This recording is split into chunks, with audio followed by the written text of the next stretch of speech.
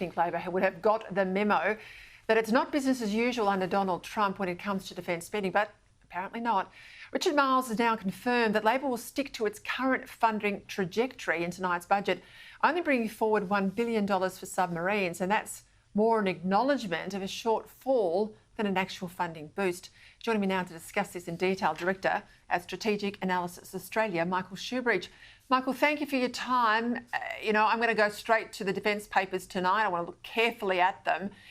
This means, with the announcement today, or the confirmation today from the Defence Minister, our defence spending will stay around 2.3% of GDP, but currently we're actually under 2%. Trump's called for some nations to go as high as 5%. I know we've got a bigger commitment coming out of the UK.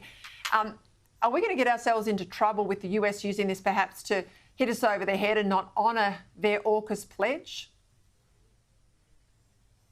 Well, we certainly are going to be noticed by the Trump administration for not spending enough for our own security. And we only get to 2.3% under the government's plan 10 years from now. So it bumps along at about 2% for the next few years. And you're right that the Marles announcement that he's got to spend $1 billion earlier than he expected is him presenting an accounting error he's made as an acceleration. It's just he's got to pay some bills for the AUKUS submarine program and missiles earlier than expected. Correct. So it's a case of the more the world changes, the less the government changes its plan. Yeah, he didn't get his accounting sleight of hand past you, Michael Shoebridge. Let's talk about a Teal candidate over in the Labor seat of Fremantle, seat currently held by Labor, but I must say her name's Kate Hewlett.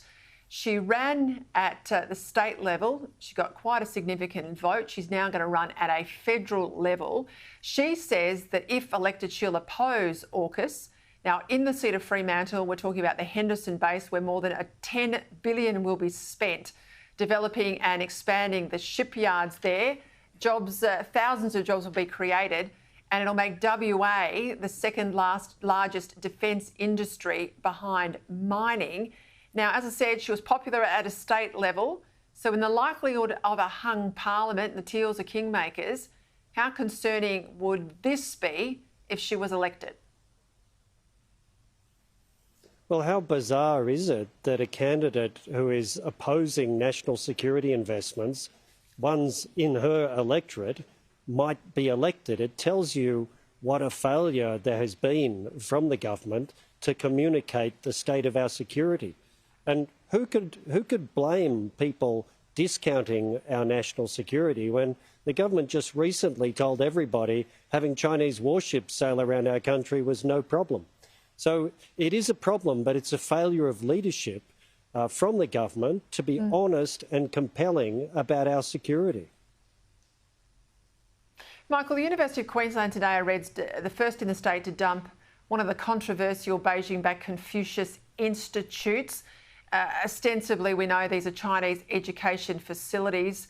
They've been in the spotlight, though, in terms of foreign interference, foreign influence.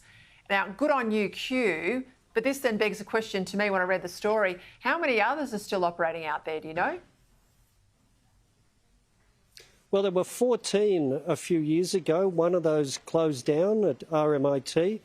But the problem is, when they close, something else opens. So RMIT opened another China-Australia research outfit when they closed their Confucius Institute. So I think we've got to look beyond the decision and see what happens next. And the real problem is these connections are a mainline channel for Chinese state propaganda pouring into our universities. That's something we shouldn't want. Not at all, Michael Shoebridge. Thank you.